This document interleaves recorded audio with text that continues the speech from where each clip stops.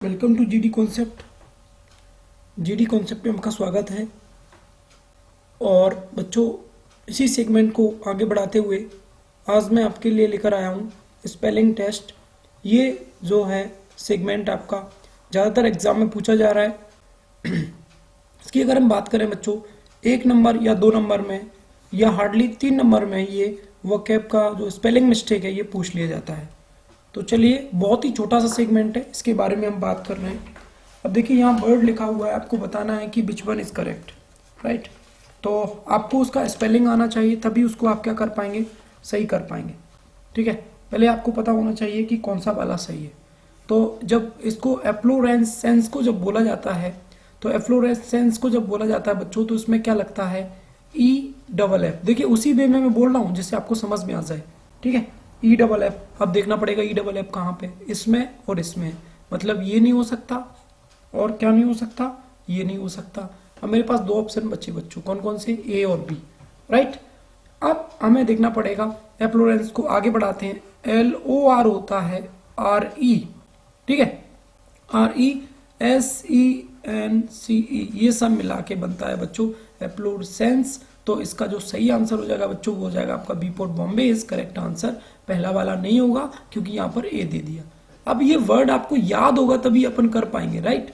तो यहाँ पर इसका हिंदी मीनिंग मैं लिखा देता हूँ आपको, राइट। किसी चीज का फूलना, फूलना, इसके लिए ये वर्ड यूज किया जाता है। या हम बोल सकते हैं, ठीक है, फूलना किसी भी चीज का, उसके लिए ये वर्ड यूज करते हैं। या बोल सकते हैं क्या, फूल खिलाना, राइट।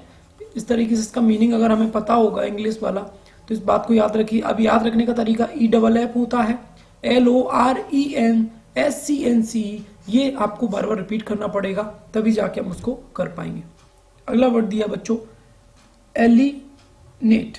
एलिनेट के बारे में बच्चों अगर हम बात करें, तो एलिनेट सबसे पहले मैं आपको पता होना चाहिए इसका स्पेलिंग क्या होना चाहिए, अब यहाँ एलिनेट। अब देखते हैं इसमें कौन सा सही है। क्या ये वाला सही है? तो यहाँ डबल N लगा है तो ये नहीं होगा। यहाँ पर भी डबल L लगा, ये भी नहीं होगा। यहाँ पर सिंगल L है, मतलब इन दोनों में से होगा। तो देखिए यहाँ पर भी क्या आ गया, डबल T, तो ये नहीं होगा। आंसर क्या हो जाएगा हमारा, C इज करेक्ट आंसर। इसका मतलब होता है बच्चों, किसी भी चीज को क्या करना, पृथक करना, सेपरेट करना, पृथक करना, या बोल सकते हैं किसी भी चीज को क्या करना, सेपरेट करना। इसके लिए वर्ड यूज किया जाता है। तो ये C for Chennai is correct answer. चलिए नेक्स्ट वर्ड देखते हैं, थर्ड वाला। अगला वर्ड दिया है बच्चों आपका फॉरफीट, ठीक है। तो इसका मैं स्पेलिंग आपको बता देता हूँ, FORFIET, फॉरफीट। फॉरफीट मतलब क्या होता है, किस चीज को क्या कर लेना, जब्त कर लेना, जब्त कर लेना, राइट। इसके लिए वर्ड होता है यहाँ जब्त कर लेना किसी भी चीज को, राइट। यहाँ पर बच्चों अगर हम बात करेंगे तो इसका करेक्ट आंसर क्या होगा, देखिए किसी भी जब्त वस्तु को भी बोला जाता है। तो ये मैंने आपको बताया, इसका स्पेलिंग क्या होगा, FORFIET। FOR, देखो यहाँ E आ गया तो ये नहीं हो सकता। FORE, ये भी नहीं हो सकता। FORF, अब यहाँ पर देखना पड़ेगा, I पहले आएगा, I बाद में आएगा। तो मैंने क्या बताया, I कहाँ आएगा, पहले आएगा।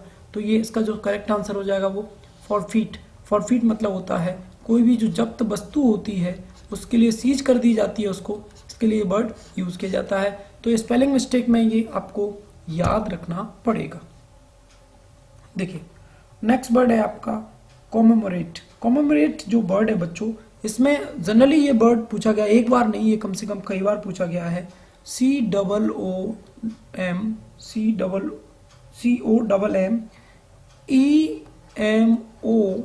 COMMORATE। तो देखना पड़ेगा, यहाँ पर डबल M आता है और फिर सिंगल M आता है। डबल M है, नहीं है भाई। डबल M है लेकिन इधर सिंगल M आता है, ये भी नहीं है। यहाँ है, ये तो भाई मैम से स्टार्ट हो गया। तो यहाँ पर देखना पड़ेगा COMM और M। इसका मतलब इसका सही आंसर क्या हो जाएगा, कॉमेमोरेट, ठीक है। इसकी जो बच्चों बात करते हैं तो इसका मतलब क्या होता है, किसी चीज का स्मरण करना, स्मरण करना, या किसी चीज को मानना, उसके लिए ये वर्ड यूज किया जाता है। तो D for Delhi is correct answer बच्चों, यहाँ पर हो जाएगा आपका। चलिए लास्ट वर्ड, आज के लिए केवल 5 वर्ड्स हम करने वाले थे। सामान्यतः ये तो पूछा ही जाता है बच्चों, एग्जाम्पल क्या होता है, एग्जाम्पल मतलब क्या होता है, उदाहरण। तो ये वर्ड तो आपको सभी को याद होगा बच्चों, एग्जाम्पल मतलब क्या होता है, उदाहरण।